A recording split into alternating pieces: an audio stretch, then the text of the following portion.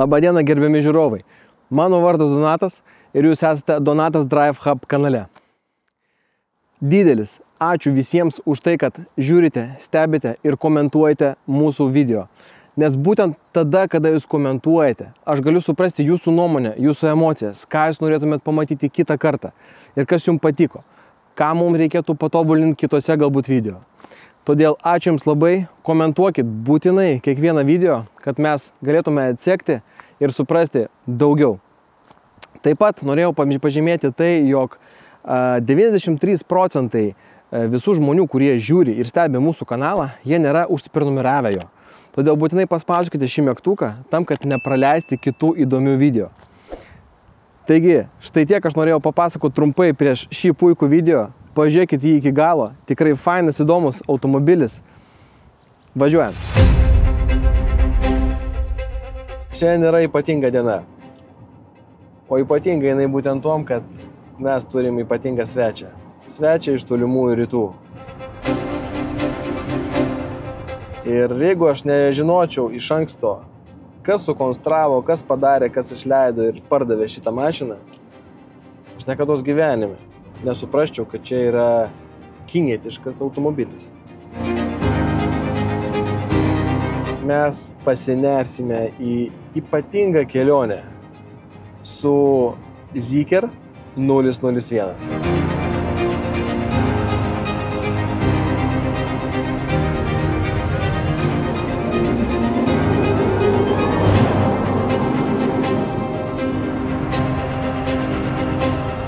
Aš norėčiau pasakyti apie patį komfortą ir savo pojūtį nuo pirmų minučių, kai aš tik atsisėdau už vairo šio automobilio.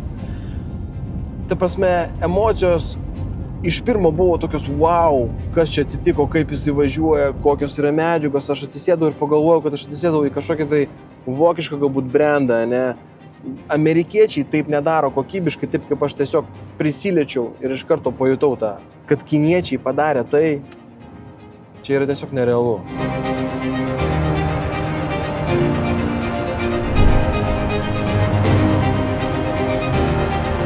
Koks yra komfortiškas, patogus vairuoti ir tuo pačiu ypatingas automobilis.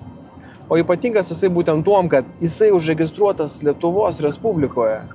Tai reiškia, kad šito brendo automobiliai jau keliaus į Europą ir jau keliauja. Mes žinome, kad yra atidaryta atstovybė Zeekr Europe ir jinai aktyviai reklamuoja savo automobilius čionais.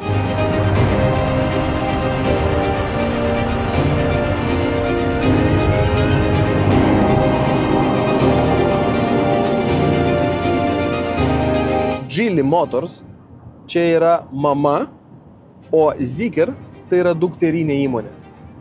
Ir Geely Motors priklauso visa Volvo grupė. Tikriausiai tai yra atsakymas, kaip jie atkeliaus iki Europos.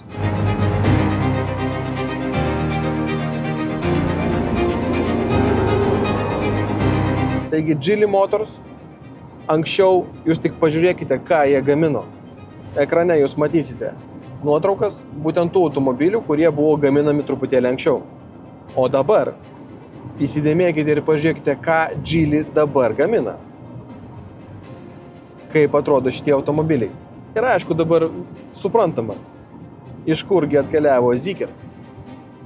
Dukterinė įmonė sukurta tikriausiai yra tam, aš taip manau, kad būtent pavaizduoti tą kokybę, komfortą ir drive'ą, kurį tu gali tiesiog pajausti, vairuodamas būtent šį automobilį. Nes kaip jis įbėgėjasi, kai tu perengi ant sporto, čia yra tiesiog ypatinga dinamika, kurią reikia pajausti. Aš nežinau, ar mes galėsim tiksliai, kokybiškai jums perduoti 100%, kaip tas bėgėjimas jis vyksta ir kokios yra emocijos. Bet aš pasistengsiu padaryti tą 100% tiek, kiek įmanoma.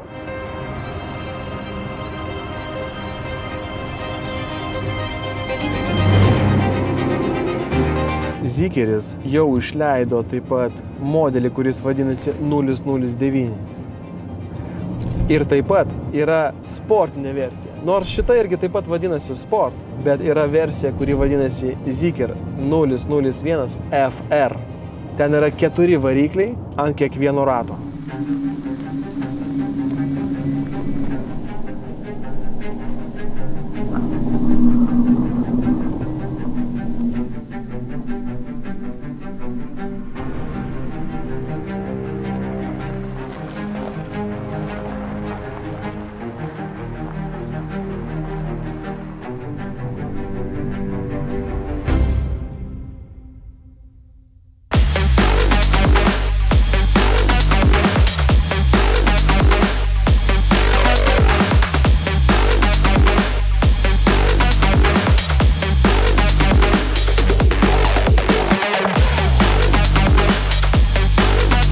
priekis atrodo pakankamai agresyviai, nesakyčiau, kad 100% ten yra to agresyvumo, taip, ne, bet visai gražiai. Yra juodų elementų, čia nais ir ant priekinio dangčio taip pat. Yra juodi elementai, gražiai atrodo visai, duoda tokią biškę emociją, žinot, sportinę. Baltas su juodu labai gražiai žiūrisi. Kamera numeris 1. 2 kameros apačioj. Kamera. Kamera. Kamera iš šono. Kamera iš viršaus. Kamera iš apačios. Ir taip pat čia kamera taip pat.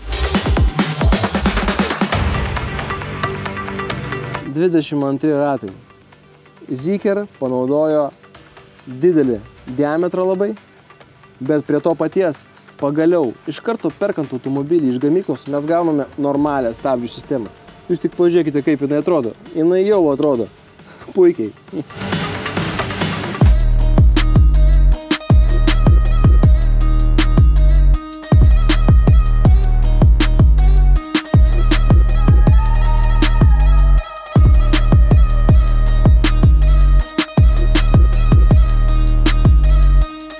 Truputėlį tada pakalbėkime patį saloną. Nu ir atsidaro rankenėlė, va taip. Paspaudė mygtuką ir jinai atsidaro. Ir jeigu čia stovėtų žmogus, tai jinai tada neatsidarytų pilnai. Jinai lauktų, kol žmogus pasitraukia, tada atsidaro. Vat iš karto atidarai, pirmas žvilgsnis – kokybė. Kodėl kokybė? Nes aš iš karto matau gumelės visur savo vietose. Salonas netraška niekur. Viskas laikosi. Viena medžiaga, antra medžiaga, trečia medžiaga, ketvirta medžiaga, penkta medžiaga, šešta medžiaga. Labai atrodo kokybiškai. Kaip galėjo tai padaryti kiniečiai? Kažkas panašaus į Alcantarą. Odinės ventiliuojamos sėdynės. Sport sėdynės.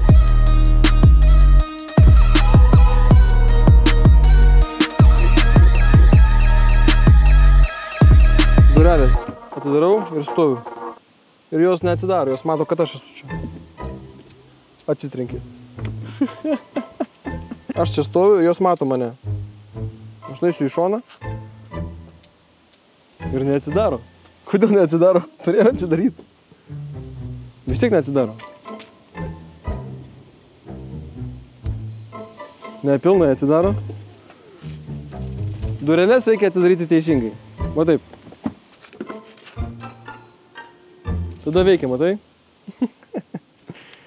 Gerai, atsisėdam. Tai iš karto galiu pažymėti vieną dalyką. Kai aš atsisėdau, aš dabar, nėra vietos mano, man reikia ten iki tos rankenėlės pasiekti. Tai va čia, vieną kartą paspaudžiau ir užsidarė. Tas pats ir su atidarimu. Man nereikia pilnai atidaryti rankenėlės, jeigu automatinis režimas yra įjungtas. Aš tiesiog truputėlį tai padariau ir jinai atidaro. Porankis yra labai patogus. Mes jį tempiam, atidarom. Didelis, stambus toksai. Ir čia yra 2 mygtukai, jūs juos matote čionais. Aš paspaudžiu ir atsilenkia. Sėdynė į priekį, į galą. Aišku, vietos bagažiniai teko truputėlį paaukoti šitam reikalui, bet patogu. Kadangi baterija pas mus yra apačioj, grindis yra truputėlį aukštesnis negu įprastam automobilė. Nėra jokio tunelio, tas yra gerai trečiam žmogui, kuris sėdės. Bet iš esmės kojos labai aukštai, matot? Aš su savo ūgiu, va jau mano kojos čia, ta prasme aš sėdžiu pilnai ant užpakalio. Viskas čia paprasta, mikrofonai, irgi patogu, kad yra visoj mašinoj. Prie vairuotojo, prie šalia sėdinčio žmogaus. Reiškia, kalbėdami telefonu, jūs visi girdėsite puikiai vienas kitą.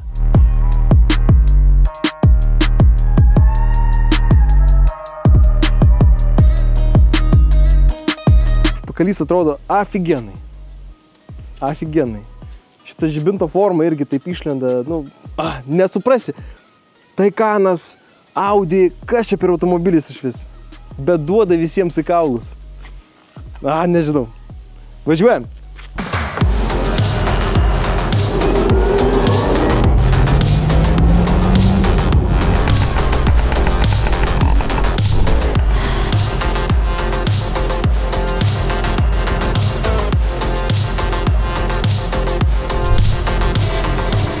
kai tau reikia, automobilis gyvena dviem skirtingais gyvenimais. Komfortas ir kai tu nuspaudi sportą. Važiuoklė nusileidžia, vairas pasidaro sunkesnis ir štai ką mes galim padaryti.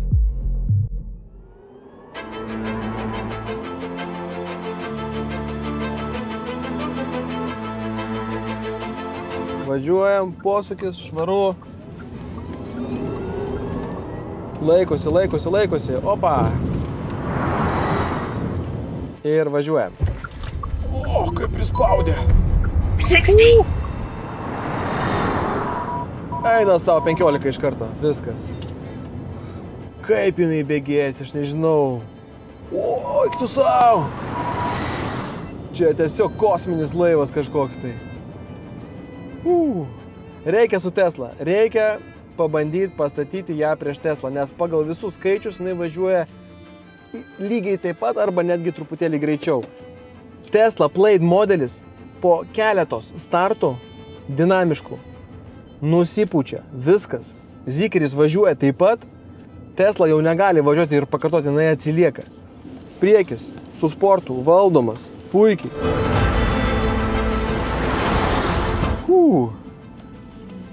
Tu matėjai? Prasisuko ratai. Žiūrėk, dar kartelį. Startuojam iš vietos.